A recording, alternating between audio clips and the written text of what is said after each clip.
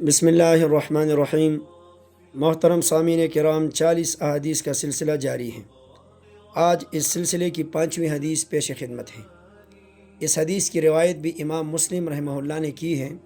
نبی کریم صلی اللہ علیہ وسلم نے فرمایا، لا يدخل الجنت قاطع رحم، کہ رشتہ کاٹنے والا جنت میں داخل نہ ہوگا۔ سامعین کرام، اس حدیث سے معلوم ہوا کہ رشتہ کاٹنا کتنا سنگین اور گھناؤنا جرم ہے۔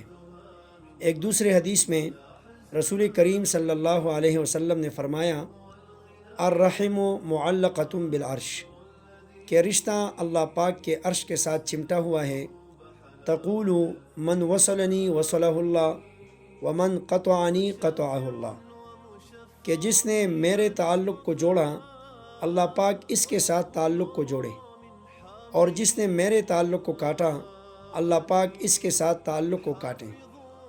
دونوں احادیث کو ملانے سے معلوم ہوا کہ رشتہ کاٹنے کا ایک نقصان تو یہ ہے کہ انسان ایمان ہونے کے باوجود بھی ابتدائی طور پر جنت کے داخلے سے روک دیا جاتا ہے، اور دوسرا نقصان یہ کہ وہ اللہ پاک کے تعلق سے محروم رہتا ہے۔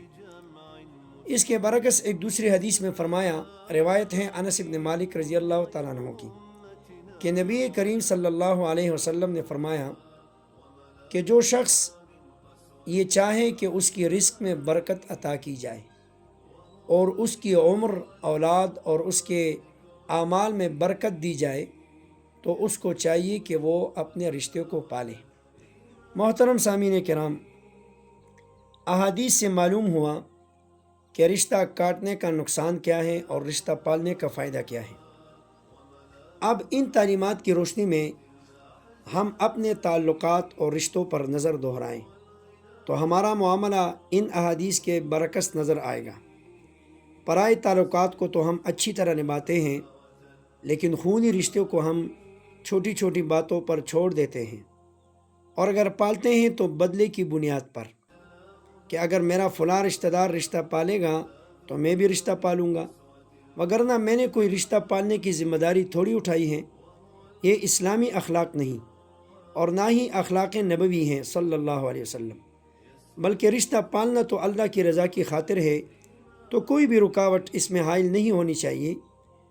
کوئی میرا رشتہ پالے یا نہ پالے، میں اپنے تمام رشتوں کو پالوں گا تاکہ جنت کے داخلے سے نہ روکا جاؤں، اور تاکہ میری عمر، اولاد اور میرے اعمال میں برکت ڈالی جائے۔ یہاں پر آپ کو ایک واقعہ سناؤں جس کا مشاہدہ میں نے خود کیا۔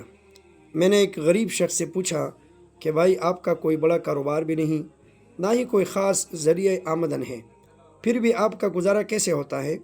اس نیک انسان نے مجھے بتایا کہ ہاں، میں بازاروں میں چیزیں بیچ بیچ کر گزارا کرتا ہوں، لیکن میرا ایک عمل ہے جس کی وجہ سے مجھے لگتا ہے کہ میرے رزق میں برکت ہے۔ میں نے پوچھا کیا عمل؟ انہوں نے بتایا کہ میں مہینے میں 1 یا 2 مرتبہ اپنی بہنوں کو جو کہ شادی شدہ ہیں ان کی دعوت کرتا ہوں۔ میری بہنیں دعوت کے بعد مجھے دعائیں دیتی ہیں، مجھے ان دعاؤں کا اثر لگتا ہے۔ سامعین کرام، یہ آج کل کے دور کا ہی واقعہ ہے۔ معلوم ہوا کہ اسلامی تعلیمات پر عمل کا فائدہ قیامت تک پہنچتا رہے گا، لیکن عمل کرنے والے کی ضرورت ہے۔